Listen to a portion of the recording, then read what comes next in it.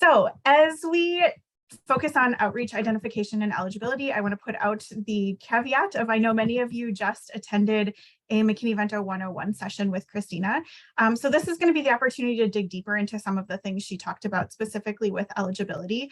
But identification and outreach are going to be our big pieces here.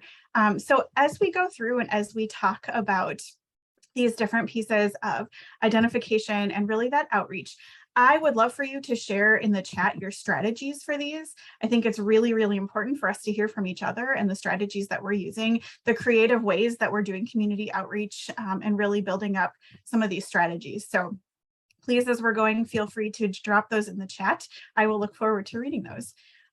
So just kind of where we're headed, we're going to talk about identification strategies, as well as really, I want you to learn from each other in talking through some of these scenarios. So I'm going to do my very best to keep the talking to a minimum so that you all can really engage with each other in talking through the scenarios. But just want to kind of set some context before we get into that. So this is national data on living situation when a student was first identified in the 2020-2021 school year. So as you can see, the majority of our students were identified as doubled up or sharing housing of others. And this is, of course, pretty typical of what we've seen over the last few years as well. So really no surprise here with living situations that we do know the majority of our families are sharing housing. I do have race and ethnicity data as well about our students. And Christine mentioned this in her welcome to you all this morning, that we know our students of color, our Black and Brown students, are experiencing homelessness at a higher rate. And so this is really an opportunity for us to also think about what strategies we're using to intentionally reach out to those students. And I did want to share some information, some data on Wisconsin with you as well. This is Sorry, Karen, I'm sorry. I just want to go back to the previous slide. I have a question. Is that national or Wisconsin data?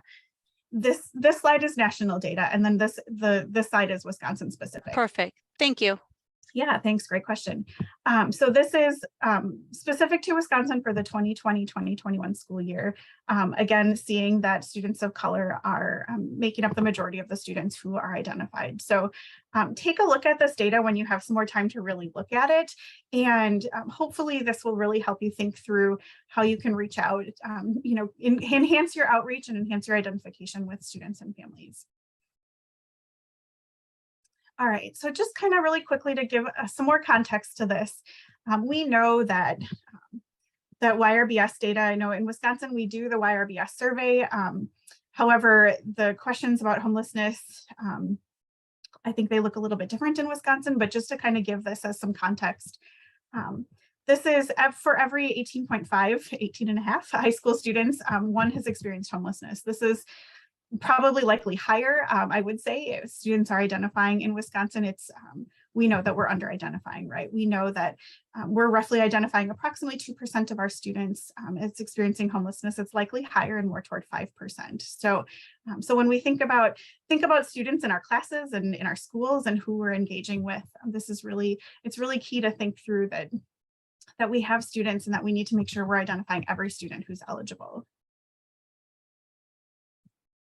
All right, and then just a little bit more information about kind of this context. Again, students of color are more likely to be identified as experiencing homelessness than their white peers. LGBTQ high school students, transgender high school students, and then also pregnant and parenting teens are much more likely to be identified as experiencing homelessness. They're experiencing homelessness, and we need to make sure that we're doing a really good job of reaching out to them and making sure that we're supporting them at school.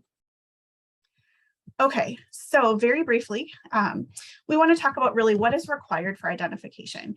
The McKinney-Vento Act requires liaisons to ensure that students are identified by school personnel through outreach and coordination with other partners.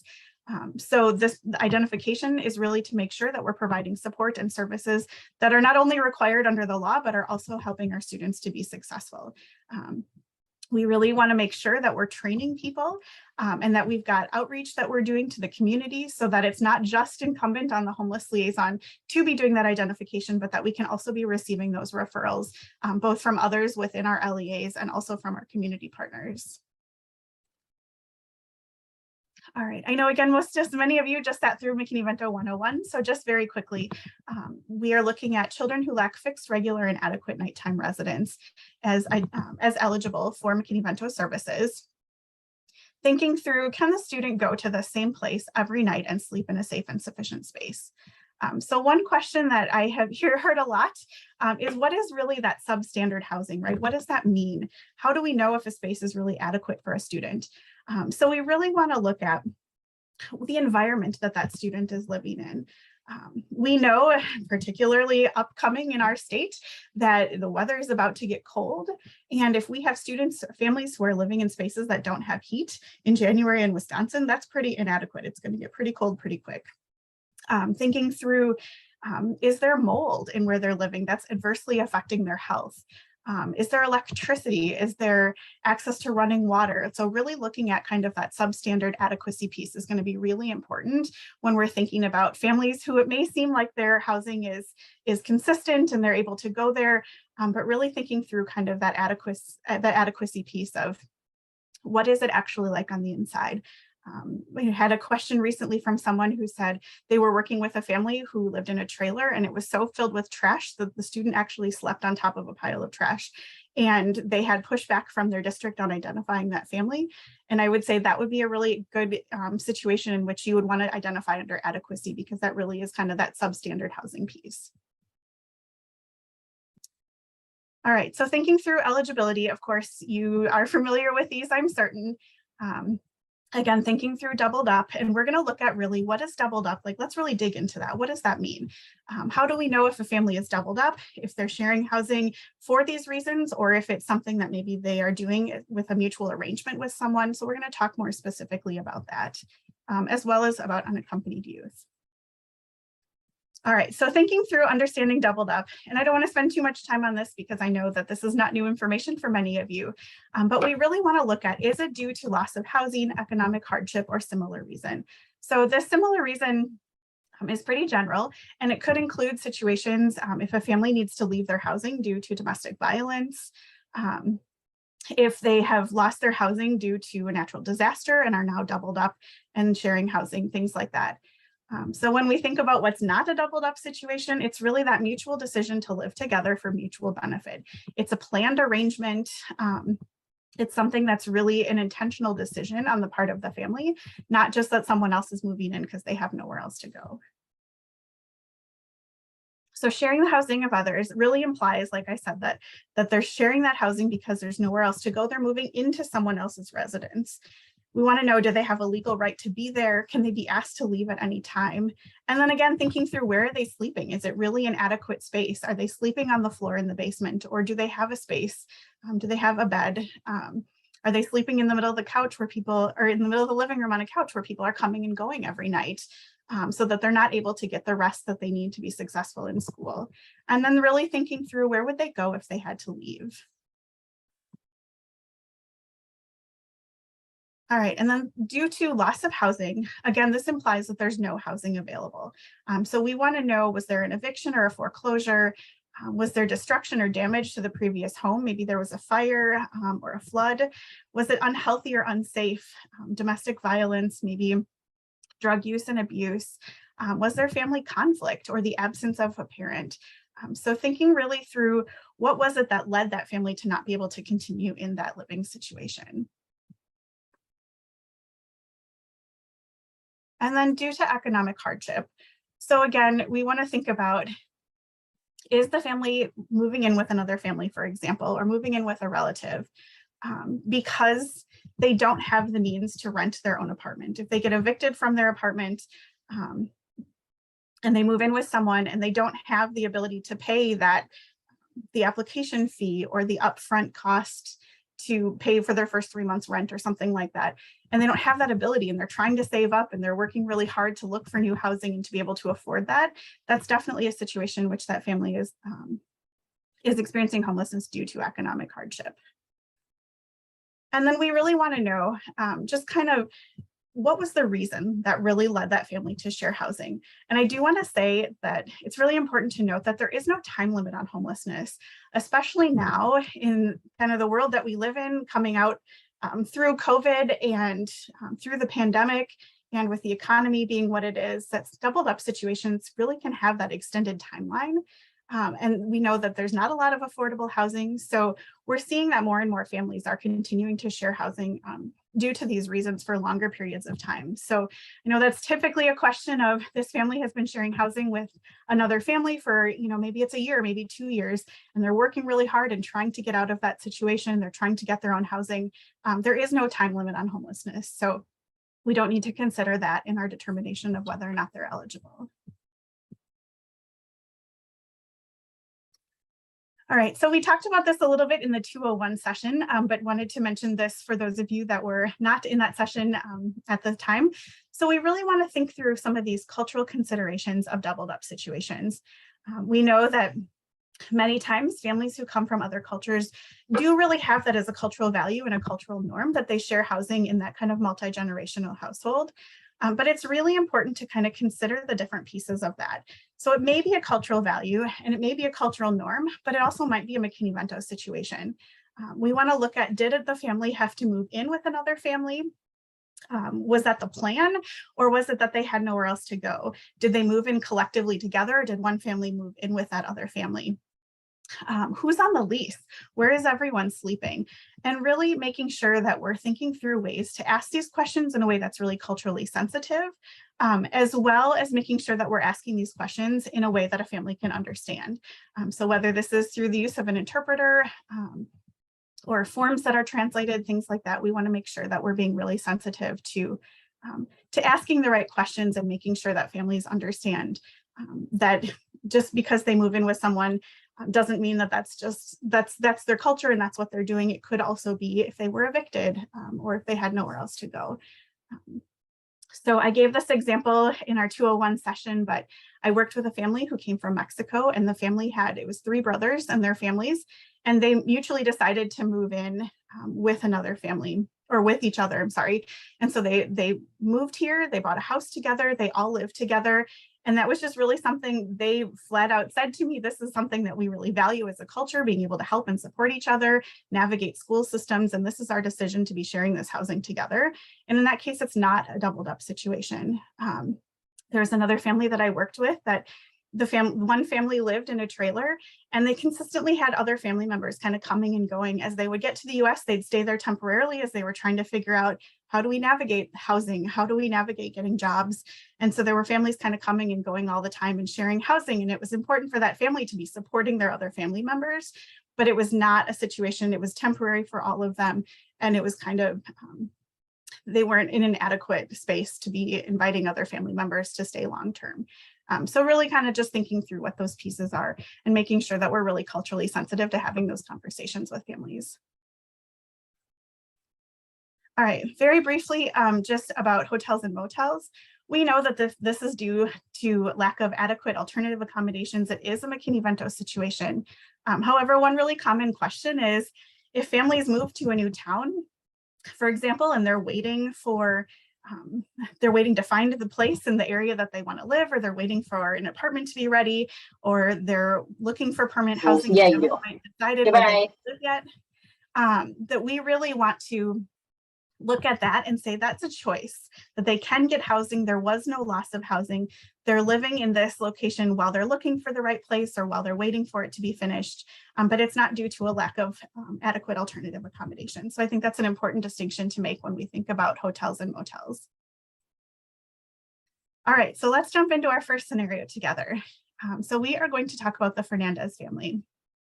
So this family comes in to enroll in your LEA, and it's an elementary age student. There's also a young child that comes with at the time of enrollment, a non-school age child.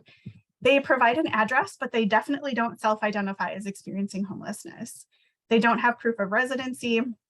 And enrollment staff notices that the address is actually a local motel. And so they ask the family about it. And the family says, nope, they're not homeless. They have a roof over their head. They're staying in this motel. So the enrollment staff asks homeless liaison to meet with the family. And so here are our questions. First of all, what do we want to ask? What additional information might we need from this family to make a determination if this is actually a homeless situation for this family? What would help with identification? And then How might the liaison or other staff member really help the family to understand the definition of homelessness? Because it seems like maybe they don't, or maybe they do. So please feel free in the chat. I also invite you to unmute very briefly and just give us what questions could we ask, or how could we help them build their knowledge of McKinney-Vento?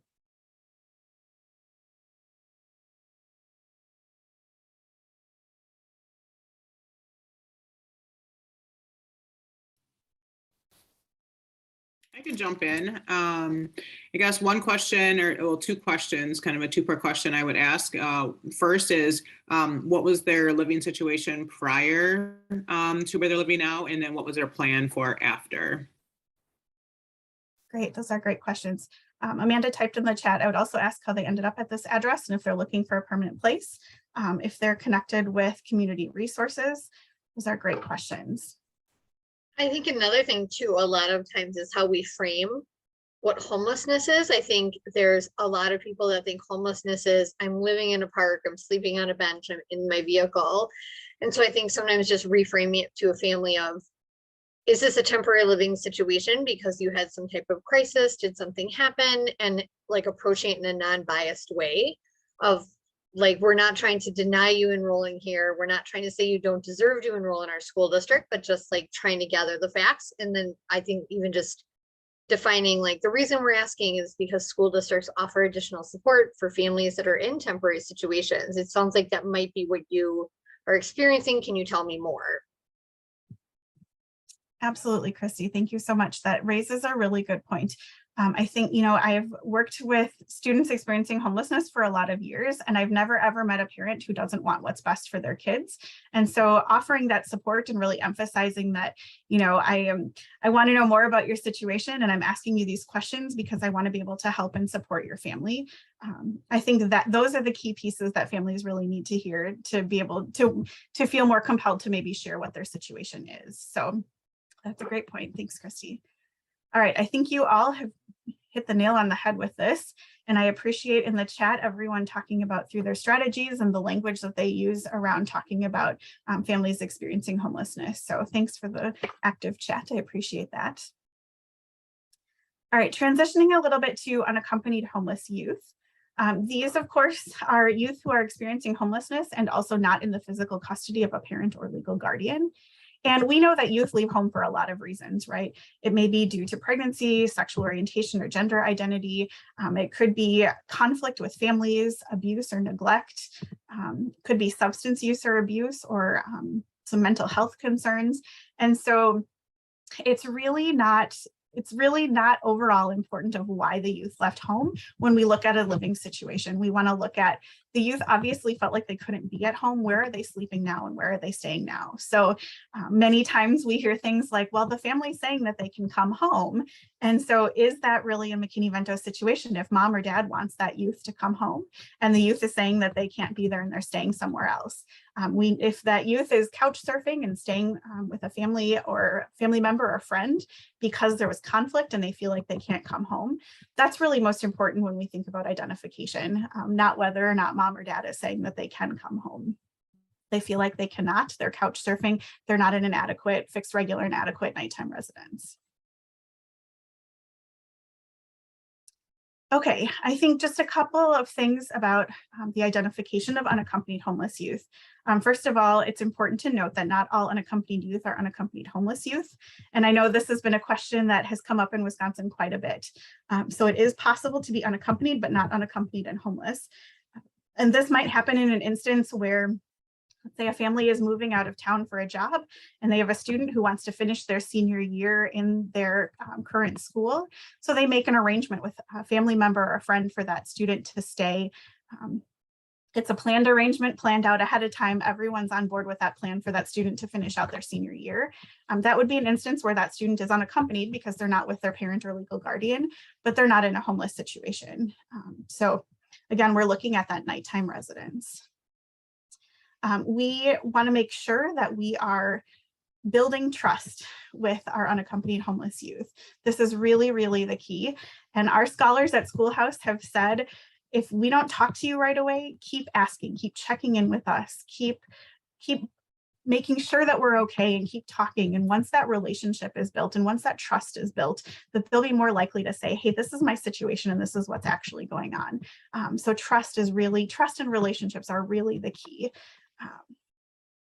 Typically, when we think about unaccompanied youth, we're thinking about, okay, these are high school students, right, who have left home, who have chosen to leave home or gotten kicked out or had a circumstance in which they can't be there. But I want to make sure to point out that an unaccompanied homeless youth can be a student of any age. So when I was working as a homeless liaison, I worked with a little 4K kiddo who his mom had been unexpectedly incarcerated in another state. And he came to Wisconsin and was kind of bouncing around between different family members who were taking him in. And then they were not supposed to have others in their home that were not on the lease. And so then he would go and live with another family member and would just kind of rotate around between family members. And so he was identified as an unaccompanied homeless youth. And so it can be a student of any age. And I think that's a really important distinction. All right, let's jump to our next scenario. So Kelly is a high school student who lives with her mom and 3 siblings in a 2-bedroom apartment. When Kelly shares she's pregnant, her mom gets angry and kicks her out of their apartment. Kelly has nowhere to go and there are no youth shelters. She begins couch surfing, sleeping wherever she can find a place. After a while, her mom tells her to return, but she doesn't feel safe doing that. So she continues to stay with friends, moving as often as she needs to. So Kelly visits the office of the school nurse to share she's pregnant and needs medical care. And the nurse refers Kelly to the homeless liaison. So in this situation, first thing that went well is that the nurse knew who to refer Kelly to. So this is one reason it's extra important to make sure that we're training all staff so that they know in a situation like this exactly what to do to help make sure that student is knows who to talk to and who to connect with. So this is a situation where Kelly was told she could come home and she is not returning home. Let's talk through, should she be identified as an unaccompanied homeless youth? Why or why not? Is there additional information that you need? What supports does Kelly need? And does it matter if her mom says she could return home, but she chooses not to? So again, I invite you to unmute, type in the chat. Patty says, yes, she is unaccompanied.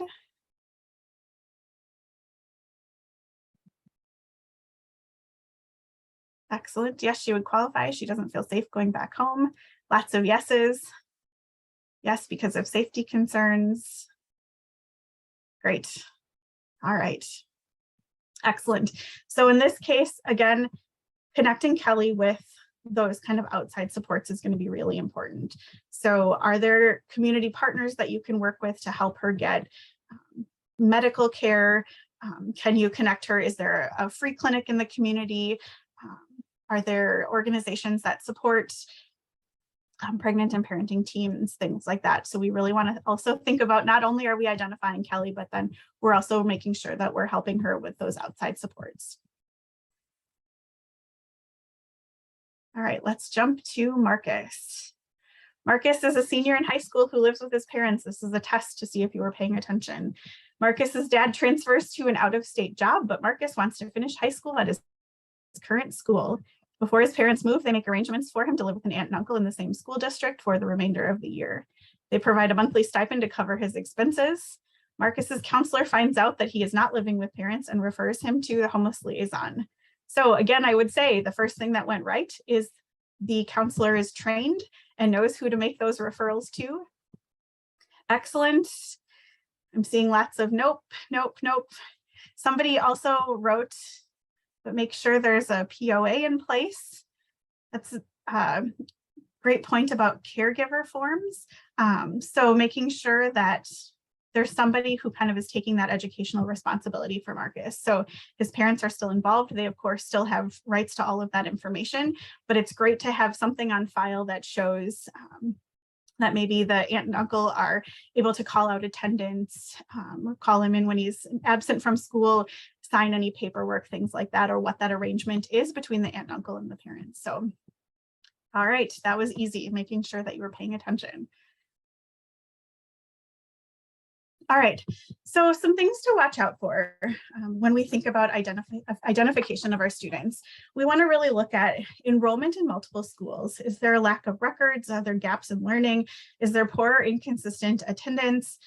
These might be something that would indicate that a student is experiencing homelessness. Things like poor hygiene, unmet medical or dental needs, fatigue, behavioral changes, all of these things, I'm sure that you've seen them with students that you've supported. These can be triggers for us to say, okay, there might be something else going on. It's really important also to really think about attendance and tardies. Patricia worked with an LEA who really emphasized looking through those rates of absences and tardies. And that was really key for them to really use that data to figure out who might be experiencing homelessness and to be following up with those families to see what are the barriers. Oh, if the barrier is that you're highly mobile and you're moving around a lot, okay, I need to make sure that you're identified. So as you think through these kind of identification strategies, I want to say that it's important to be sharing these with other staff in your LEA.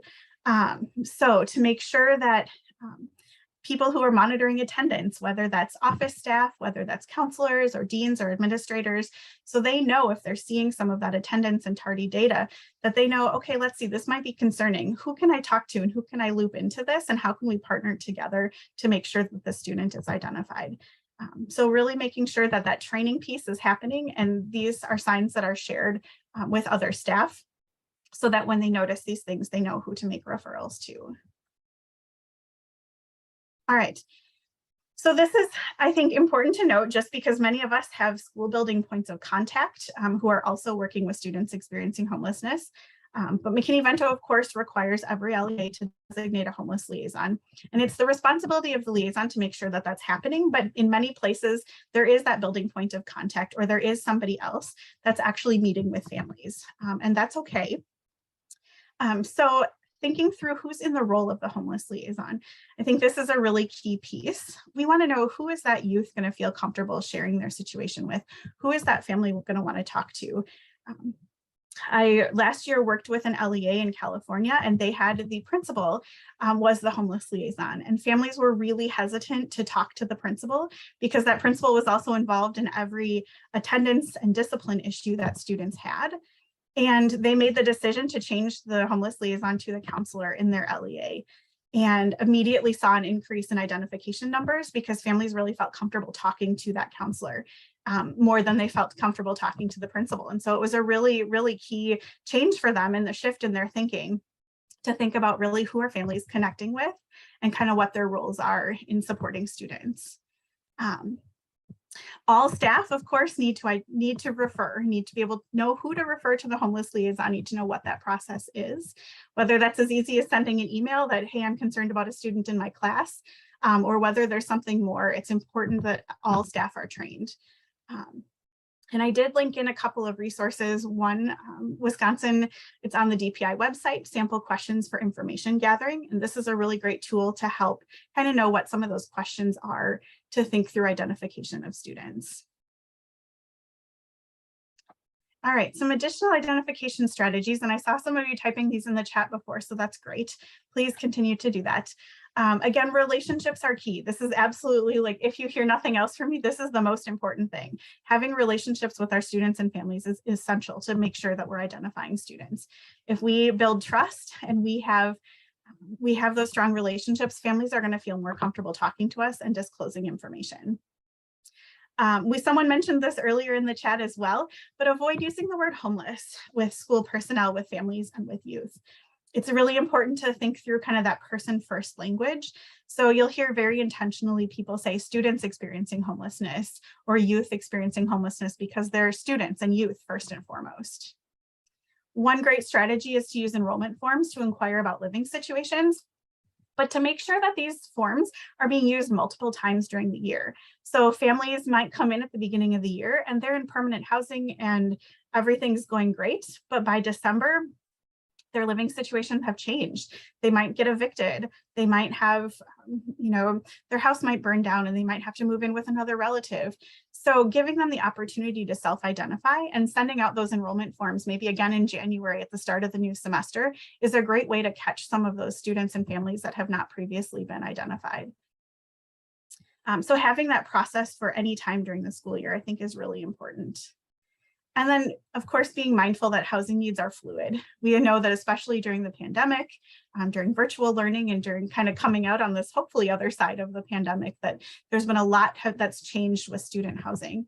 And so we need to make sure that we're really building that awareness, and we're really making sure that people know anytime their housing changes, who do they contact and who can they reach out to. Again, I will also say that attendance data is really, really key. Be a part of those conversations if you're the homeless liaison. Get in with the person who looks at all that, whether it's, again, front office staff, whether it's counselors. Be a part of those conversations to really look at absences and tardies, and then follow up with families so you can remove those barriers. And I liked this phrase from someone that they shared with me. Our school or district had some resources available to parents and students. Can I tell you what they are to see if you're interested? This is a great way to kind of open up that conversation, because again, I think all parents want what's best for their kids. And if they know that there's support and there's help available, that's going to be really key in identification. All right, I've mentioned this several times. Make sure all staff have a basic understanding of McKinney-Vento. So make sure that you're training all staff, not just your student services staff that's interacting with families. Make sure administrators know, make sure your bus drivers know, your cafeteria workers, your health office staff. We know that students have relationships with staff in every position in a school building. And so it's really important that everybody knows. They might see something, they might see a student not eating at lunchtime or consistently have a negative lunch account, or come into the health office consistently with health needs. And so all staff need to know really what are those key things that I should be looking for, and then what do I do with that information? I don't want to hold on to it. I want to make sure that I'm referring to the homeless liaison and helping to meet those needs. Another key piece is outreach materials. Make sure outreach materials are posted not only in your schools, but around your community. And I think this is really, it's an interesting, I would love to have you join in the chat about this. It's interesting because there are oftentimes people that live in smaller communities that say, we don't know where to hang these. You know, we don't have a central location where families are going. And I would say, think outside the box, anything goes, right? So if there's only a gas station in your community, hang up a poster in the gas station if that's where families go. I talked to a homeless liaison once who said, we basically have nothing in our community. We don't know where to hang our outreach posters. And the more we talked, we came up with, okay, there's a post office. Can you hang up a poster in the post office? There's an ice cream stand that families frequent during most of the warmer months. Can you hang something there so that if that's where families would go to see something, that they would see that information if that's where families are spending their time. So really think outside the box of where you can be putting those outreach materials where families are going to find them. Grocery stores, gas stations, all of those things that seem like places that you maybe wouldn't hang a poster, those are great places to do that. So I would love for you to share in the chat if you feel so led. Where is it that you're hanging your posters? How are you building those outreach? How are you building that outreach and connection around your community? Who are you connecting with? What organizations? And just really kind of what outside of the box thinking have you thought of how to make sure that families can see and know who to contact if their living situation changes? Teresa said campgrounds and laundromats. Yes, those are excellent places. Food pantries, clothing banks, libraries are a great one. Churches, motels, gas stations, absolutely. Shelters, libraries, the YMCA. Great, these are excellent. Erin, thank you for saying I will hang them at the gas station. That's excellent, great. Love that you are coming away with a proactive step to do that. So thanks for thinking through coffee shops. Yep, churches, WIC offices, fantastic. Offsite 4K programs, these are really great. Good, I hope that these are triggering additional places in your mind that you can reach out to think through where else you can be providing this information. Thanks to whoever provided pediatrician. I think that's a great one as well. I talked recently with someone who had a really strong partnership with the one clinic in their community. It was a smaller community, so it's a little bit easier. But they had relationships with the pediatrician's office. And even that pediatrician had been trained on who to contact if families shared about their living situations. So that's another really great way to kind of get that awareness out in the community. Excellent, thanks for sharing all of those. One thing I will say is it's important to ask about younger siblings in the home as well.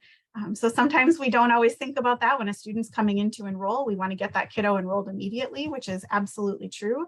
But it's also a great opportunity to ask about younger siblings who are non-school aged. Maybe there's district programming for 3K, or there's community programs that you can help get that young child connected to. So that's really important. Social media and school websites, kind of all of those pieces are really important. We know that everybody's on social media, or it seems like everybody is. And so that's a really great way to be building awareness as well. All right, we want to make sure that we're providing a welcoming environment for our students and families, of course, using that housing questionnaire for families to self-identify. And again, considering how to do that more than just once a year.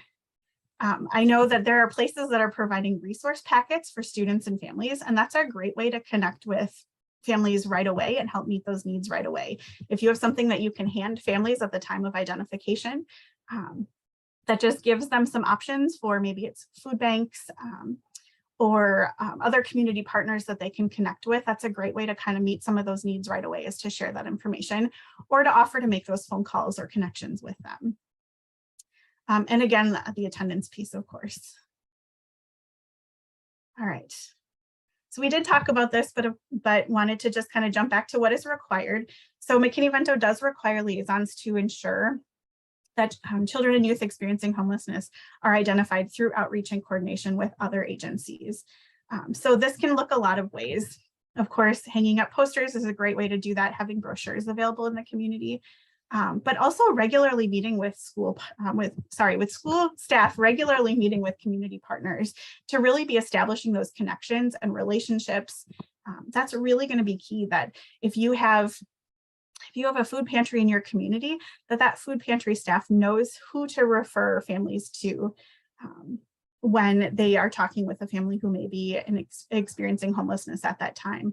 Or even staff at the library, that if they have a family consistently coming in to use to access the internet, and they're concerned about that family, and the family might be spending more time there than is typical, maybe they refer to the homeless liaison, but they know who to contact and what to do, and kind of what some of those things are that they can pay attention to. So community partners are a really, really important piece to receiving those referrals. And one thing I did want to mention is that there is an LEA in Ohio that's doing a really kind of cool billboard campaign. And I wish that I knew exactly what their billboards said, but I don't. They're using their EHCY funds to set up billboards around their community at the beginning of the year, and also at that time when students are coming back from winter break, kind of heading into second semester. And those billboards are just giant advertisements for families who might be in living situations that would have them be identified under McKinney-Vento. And so it's a way that they can really build awareness and really build kind of that outreach for families, that you can't drive in their community without seeing one of these billboards. And so it's an interesting use of their EHCY funds to really bolster their identification efforts. And at the beginning of the year, they really had quite a bit of success with families who said, well, we saw this as we were driving in this giant billboard, and that's how we knew to reach out to you. So that was kind of a cool idea. We also want to make sure that, of course, we're doing this in a way that's sensitive and not creating a stigma for families. So we don't want to just post around town, are you homeless? Call us. We want to make sure that we're doing this in a way that really is, are you struggling? Do you need some support? And really doing that in a way that's going to make families want to reach out to us. All right, we've talked about a lot of these, so I'm going to skip this slide, but thank you so much to those who are continuing to put these in the chat. These are really excellent ideas. So when we're thinking through removing barriers, I just mentioned, how can we really be removing these barriers for students? We know that barriers are both tangible and intangible, and so we want to be looking at reviewing and revising our policies to make sure that there are not barriers for our students to be identified, to be enrolled, and then to be participating fully. One question that I've heard a lot is, what happens for students who have outstanding fees or fines or absences? How do we navigate those? If they have outstanding fees from the school year prior, and that student is identified as experiencing homelessness, and they don't have access to certain things in school because they have these outstanding fees from a previous year, what do we do about that?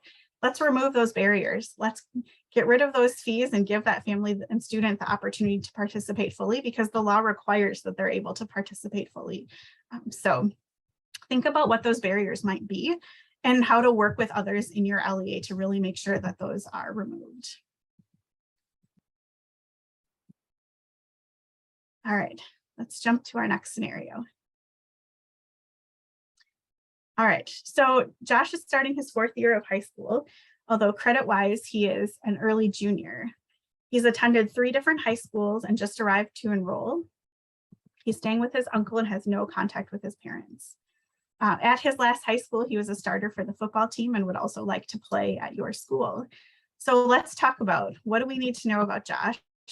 How can we help him? What should the enrollment office do first? And what's the role of the homeless liaison in here? So again, I invite you to unmute or type in the chat.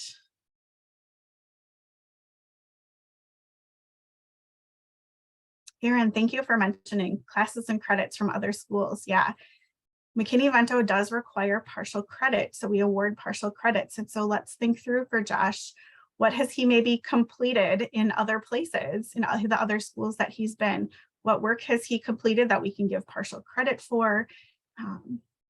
How can we make sure that he's in the appropriate classes? Christy thinks he should be registered immediately. Great. What about football? This is always an interesting question. What about football? Any thoughts?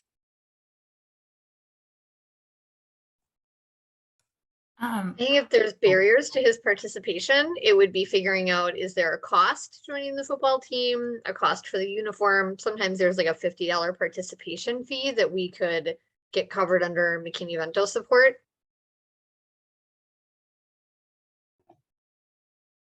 I wonder how to take care of a possible grade, like the qualification or eligibility. That's a little bit of a tough one sometimes, because even locally, if we could decide about eligibility, sometimes we're tied to WIAA standards instead or along with that.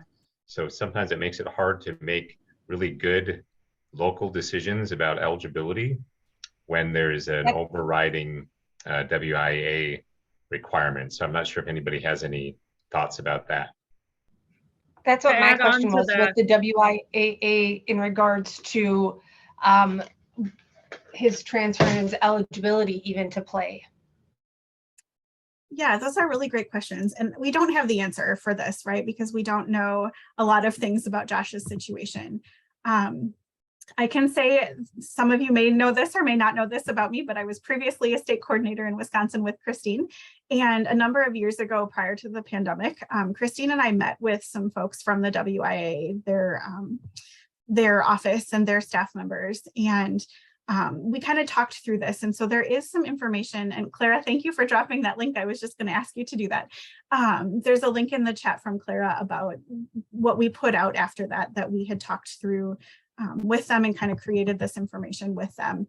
So it's probably not going to answer every question, but I think, it's okay to reach out to them and to say, we've got this situation. We know that it's difficult, but let's think about how we can remove those barriers and to continue that outreach with the WIA.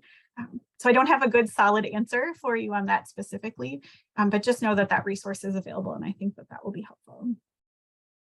I do want to also say that I know DPI has some information on their website that's sort of a guide to awarding partial credits. There was a group that met maybe 2 years ago, I believe, that put together some guidance and some strategies on awarding partial credits. So take a look at that if you've never had that opportunity. And Clara, if you don't mind dropping that in the chat as well, that would be really helpful. So that resource is available, created by some of your peers in the state. That might be helpful with thinking through classes and credits. And, there might be a situation in which the student actually can't participate in football. There might be a number of, eligibility issues, but then are there other ways that student can still be involved? Is there a team manager opportunity until that student is eligible? Can the student still practice with the team? I don't know the answer to that, but are there still other ways that that barrier can be removed so that student is still connected to the coach and to other teammates and is building those relationships, which might help keep that student engaged in school. So, so it might take some out of the box thinking. But I think that there are still ways to really to maintain that engagement with that team, even if the student isn't eligible to play. There's some great ideas. Karen, one other question I had regarding that, not just the academic, but I had a student come in and they didn't have a physical. That's really great. A really great question. Patricia is going to talk more about that tomorrow when she dives deeper into unaccompanied homeless youth. But I will say I know that there are many places that do have kind of those community clinics or access to free clinics. So there might be opportunities to connect the student to something like that. I know in the Madison area, there's typically opportunities for sports physical specifically that are either low or no cost that happen prior to the start of every school year through some different community partners. So maybe that's a really great potential partnership opportunity for you to connect with those in the healthcare area, the healthcare field in your area, and see if there's a way to kind of connect about some of those, especially that sports physical, because that question does come up a lot. But Patricia is going to have some more information tomorrow. So I hate to say hold your question for a day, but it will get answered. So thanks for that. That was a great question. I do have some other scenarios, but would love to know, I have seen some of them come through in the chat. I haven't been able to read fast enough as they've popped through.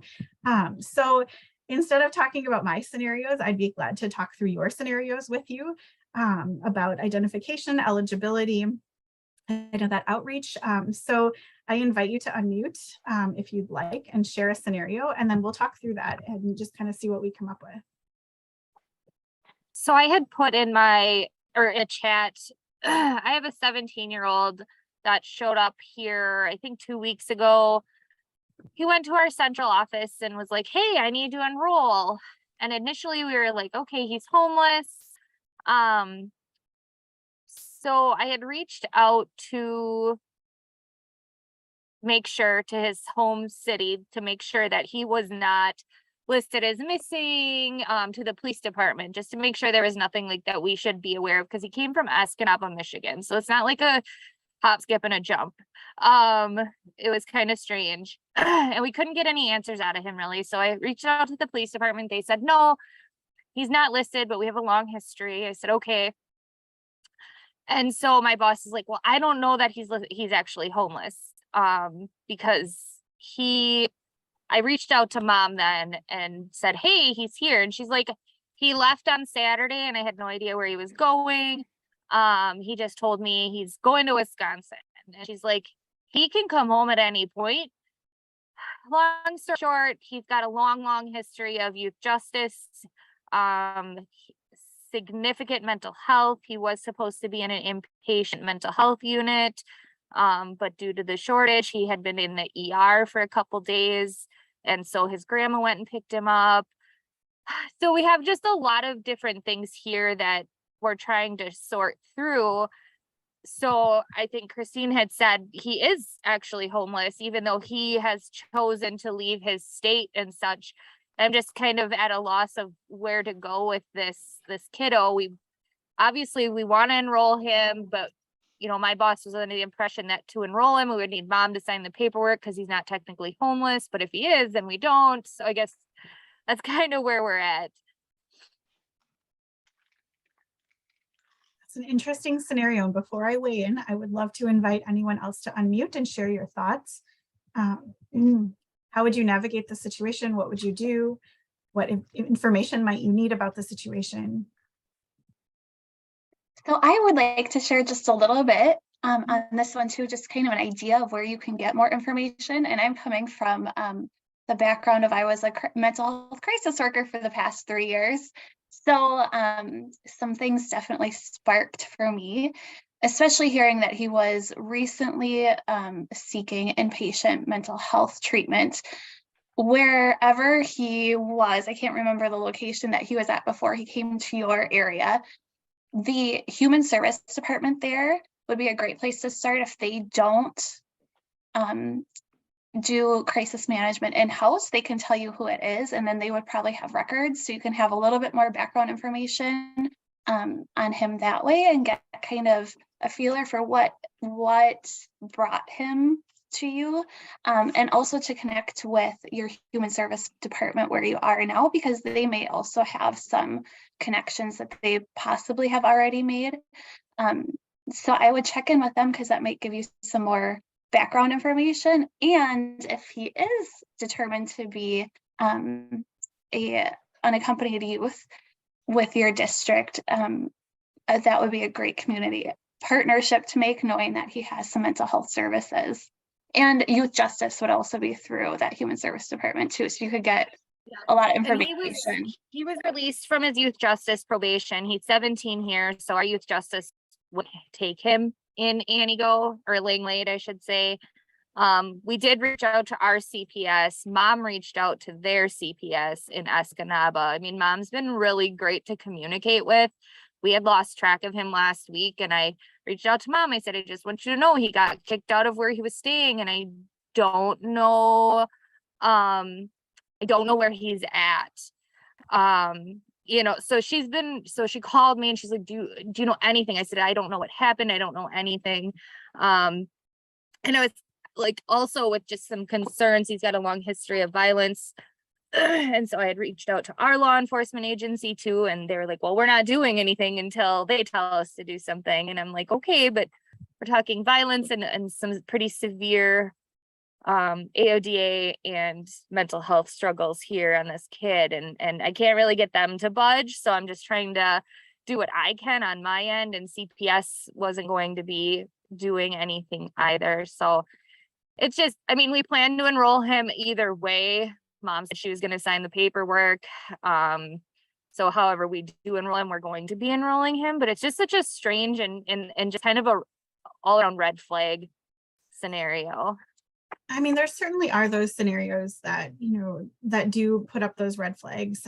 I would just say, as a word of caution, you know, you want to make sure that you're not creating barriers or not putting the student in a situation where they're feeling unsafe because others are contacted.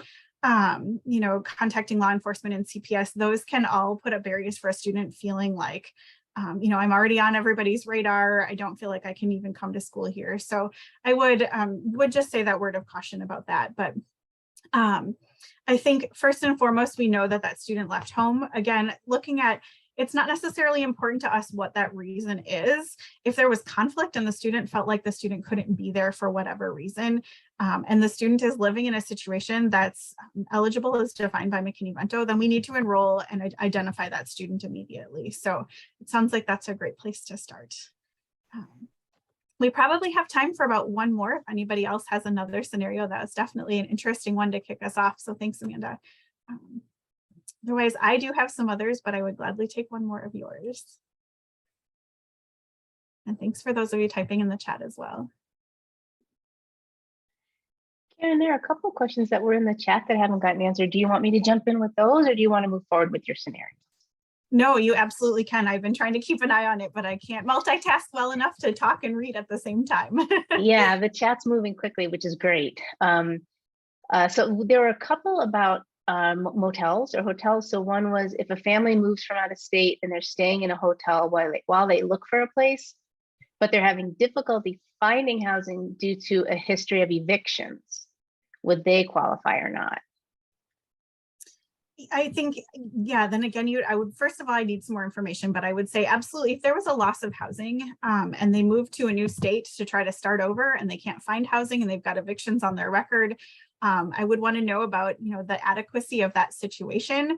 How many kids are staying in that hotel room? Where is everybody sleeping? If they're unable to find housing and they don't have any alternative adequate accommodations, and they're there because of a loss of housing, then absolutely that seems like a situation to identify that student. And kind of just a slight riff on that, it's getting back to something that you just said about adequacy. Someone else said, we have some hotels that are an apartment style, almost like a suite. So they have a little kitchenette and they have, you know, a couple of rooms at least, and families are staying there long-term, almost like an apartment. So this person said they did qualify that person as McKinney-Vento last year, or that family, but now it appears that that's kind of just where they're going to be staying. And it looks like a fixed, regular and adequate residence for them. So they removed the McKinney-Vento status this year. What do you think about that? Yeah, I think there certainly are occasions in which that happens. When I was a liaison, I worked with a family that the mom had come from Mexico with her daughter, and they lived in the hotel where the motel where the mom worked. And that was a choice that the mom made because she didn't drive and she didn't have access to a lot of other support. And it was a way for her to make sure that she had a place that was near her job, where they could be, and she wouldn't have to worry about trying to navigate driving and things like that. And that was just their choice. And so they were in an adequate situation. It was just her and her daughter, and they each had their own bed. And so I did not choose to identify at that time. And so it sounds like it might be something similar. I would want to know kind of what's the plan. Is the plan to stay here? And just to kind of find some more information out about their longer term plan. But there certainly are situations like the one that I mentioned where families kind of just choose that. And it's not due to lack of alternative adequate accommodations. It's meeting their need right now, like that mom having easy access to her job. So there might just be an instance in which that does become kind of their living situation. Again, I think I would probably ask some more questions about that and really inquire about that long-term plan. Well, do you have time for one more, or is it time to move on? Nope, we can go for it. All right, so one more. This question was asked in a few different ways, but I think what it really boils down to is long-term doubled up situations. What are questions that you ask to determine, does this still meet the McKinney-Vento eligibility determination? And also, if they are still eligible, how does that play into questions like best interest and school of origin? Yeah, that's a great question. So again, there's no timeline on homelessness, and we know that affordable housing is not readily available in most communities. So we are seeing just in Wisconsin and nationally that families are in doubled up situations longer than ever before. And so some of those questions I think that we talked about before are really great to get to that information and really get to the heart of the situation. Where would you go if you weren't here? What's your long-term plan? Are you looking for other housing? And just really kind of trying to gauge that, has this become a mutual arrangement? Have you been added to the lease? Do you have an agreement with the person that you're staying where you're all contributing to that monthly rent or that monthly mortgage or whatever it is? And so the plan is to be here long term and to make this your situation. So I think really kind of gathering that what is the long term plan? Where are you going? Where are you looking to go? And I think best interest can really be determined based on that. If it is the long-term plan for the family to stay in that doubled up situation, maybe it's become, this is really working out great for our family because then we're able to support each other with childcare. So we've decided to stay together in this doubled up situation because we're helping each other with childcare and we're helping each other with the cost of rent. And now we're being added to the lease when when the lease is renewed. Then certainly it might get to the point where there is that arrangement and it becomes not a homeless situation. But because we're seeing families experiencing homelessness longer and longer and longer, it's really getting at kind of what your situation is and what your long-term plan is, because it may be that families are in a doubled up situation, unable to get housing for sometimes years. Thank you. Thanks for bringing those back to my attention. We have just about 2 minutes left. So I just want to mention there are a couple of slides that we didn't get to. And I will just show you these really briefly because I think these are some great identifiers that may be helpful for training other staff. So as you're thinking through your staff training and your annual training that McKinney-Vento requires, how can you really do that in a way that's meaningful and help staff to really know what to look for? Excuse me. So I do have some slides that just kind of talk through some of these examples and be helpful to share with other staff members. So I will encourage you to take a look at these. We don't have time to talk through all of them right now, but take a look at these and feel free to kind of use these examples as is helpful for your staff training. One more thing I wanted to mention really briefly is Schoolhouse does have a scholarship.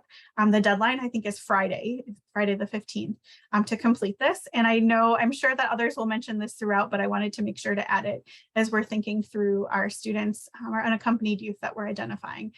So it's a pretty easy application for youth to fill out, but just wanted to throw that out there, and please look at the website for more information about that, because there is still a week, which is not much time, but enough time. So that was on my radar to mention. But here are some additional strategies, resources and information for you as you're thinking about identification, eligibility, and that community outreach. Thank you so much to those of you that shared your strategies in the chat. Those were excellent. I was glad to read those, and I will add some more to my list of examples from you all. So I believe we are at the end of our time. So I will turn it back over to either Patricia or Christina. I'm not sure who's taking over from here, but thank you all so much. And thanks for your engagement in the chat.